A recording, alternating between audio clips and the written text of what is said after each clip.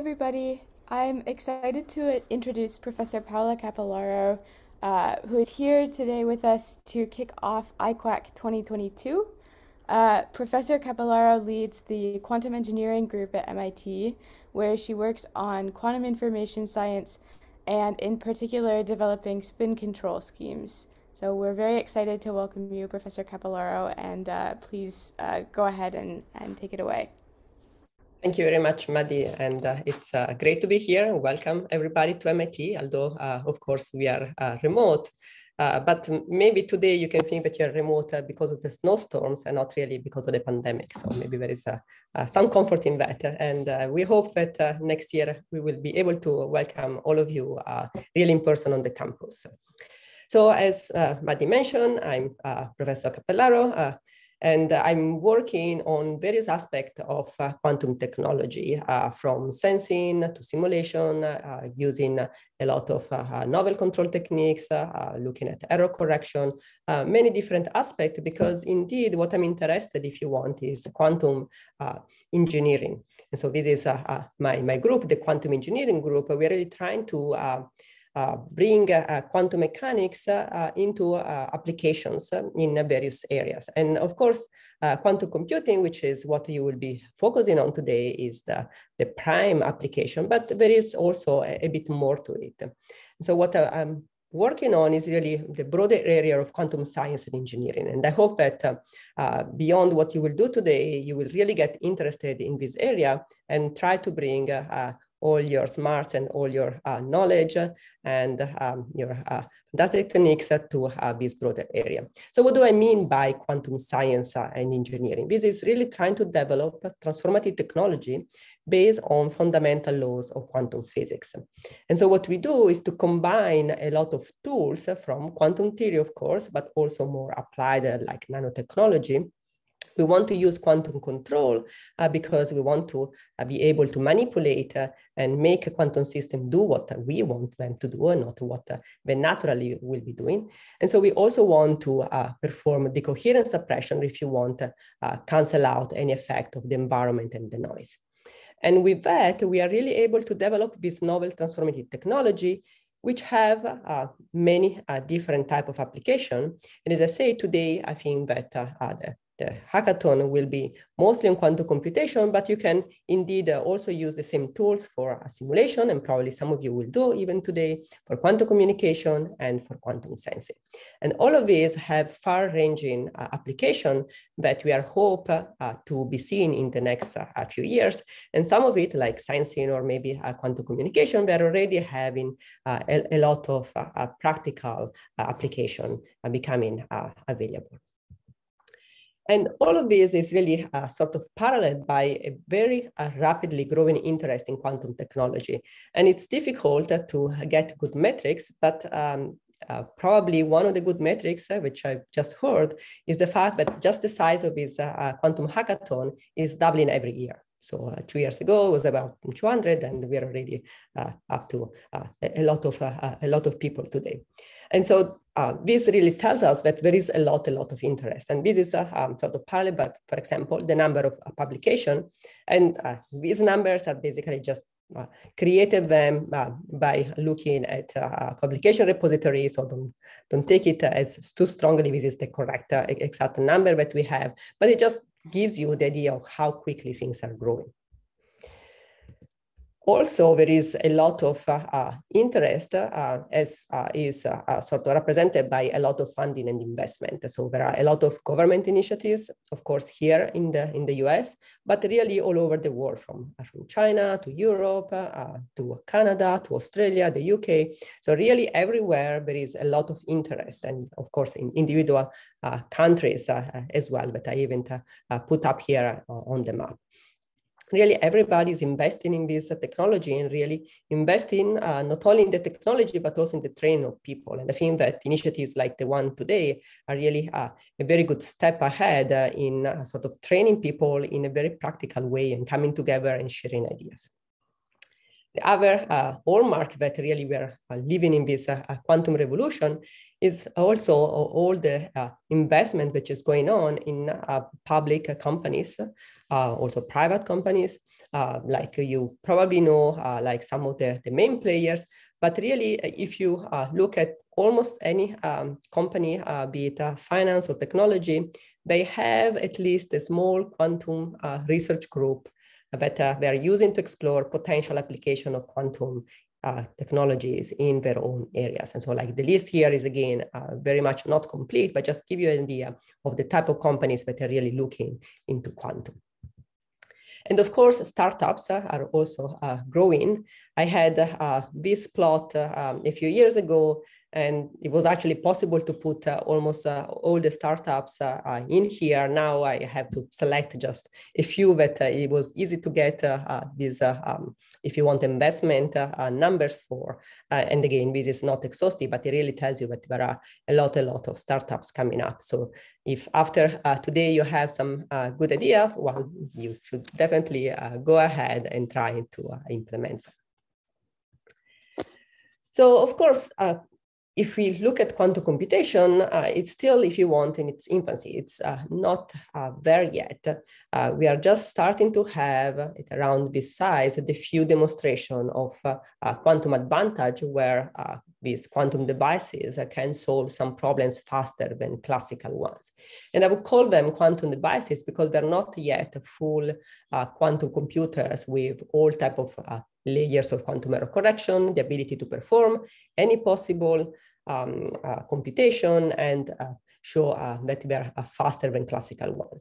But there are indeed some quantum devices which are already demonstrating the advantage, and that again is spurring even more investment and even more interest in quantum computation. So I think that that's really a good progress. And also, if we look at how things are growing, they are really growing exponentially fast. So again, if I plot basically the same data on a logs axis, you can see that you have almost linear growth, especially around here. We have a lot of different entrants, if you want, which sort of are not on the same line because they use different technology, they're focusing on different aspects, but really like the trend is pretty clear. And I also plot here, if you want, quantum annealers, which are sort of in their own category themselves. And one of the big promise, of course, of quantum computing is the fact that it could revolutionize many different areas of engineering, of science. And so really what people are hoping for, that we can use quantum computers, maybe just ad hoc quantum simulators, maybe a variational machine, which are connected with classical one, maybe these computers which are like in the NISQ area, so these near term, more noisy type of devices.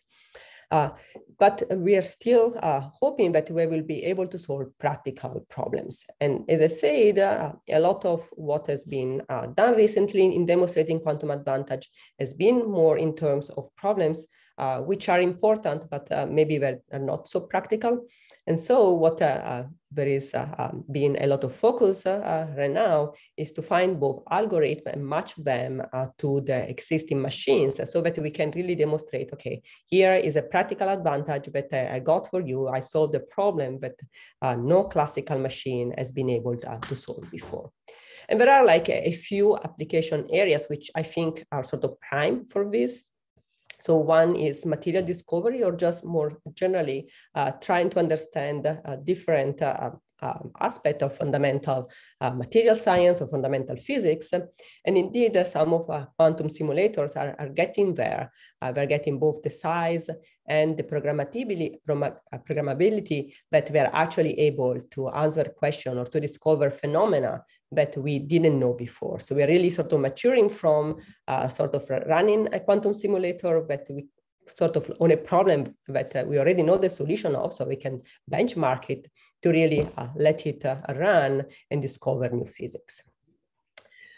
There has been done a lot of work in quantum chemistry, which could also lead to progress in medicine.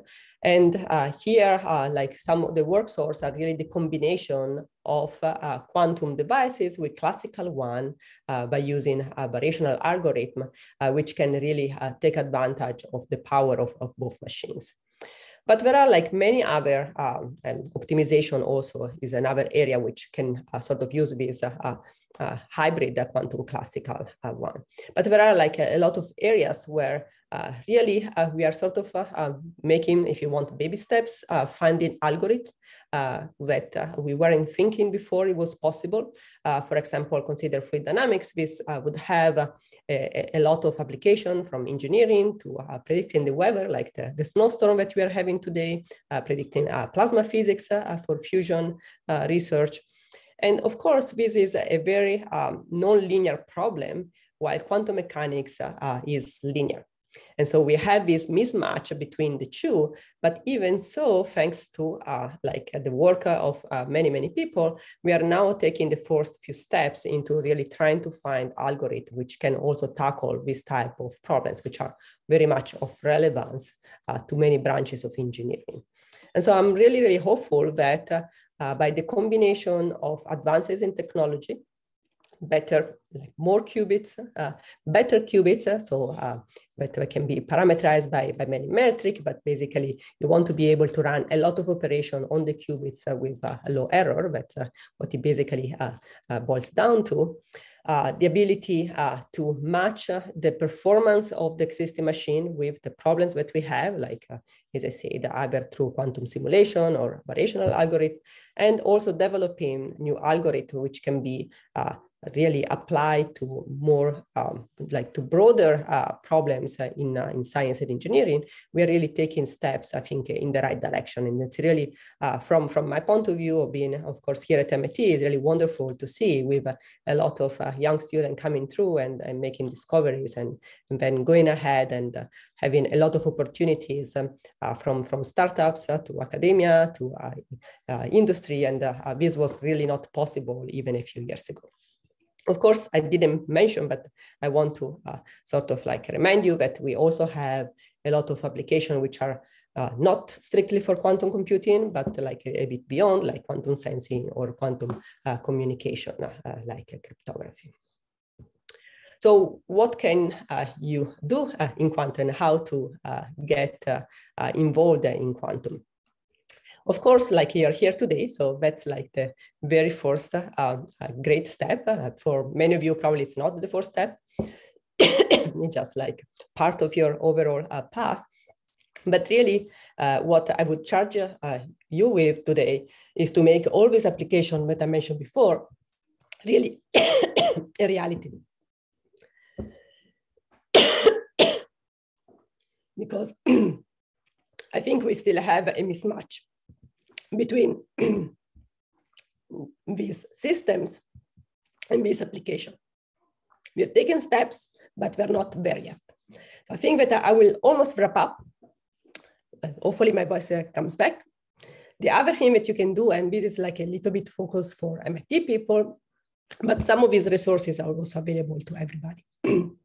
There are a lot of online learning opportunities, like for example, some professional courses on edX, some sort of introductory courses on quantum mechanics and quantum information courses, which are also at MIT on the MITx platform. And really, there is like a lot of programs that you can get involved to. I will also put a plug for my own course in which we review quite broadly quantum technology and devices, and also like the fundamental tools that you need in order to operate them. Also, I think that like what you will be using today are all these opportunities in the cloud where you can really connect to either real quantum systems or at least to their own simulators, which are very much powerful. And so you can really play around. And I think that like this hand-on aspect of trying to use the real system to figure out things instead of just studying them through lectures is what is really important to make advances. So given that my voice is basically, again, I will really stop here and I will let the organizer take over. But I still want to really welcome you to MIT very warmly in this very cold day. And I hope that you will have a lot of fun. Thank you so much, Professor Capellaro. That was such an exciting introduction to our event, and we're very happy to have you. So thank you for being here today. My computer, of course, froze, so I cannot stop sharing anymore. Maybe you can kick me out. Yes, I can. Thank you. At this point, in a little bit, we are going to transition over to the challenge kickoff. So I'm going to pass it off to Carlos here.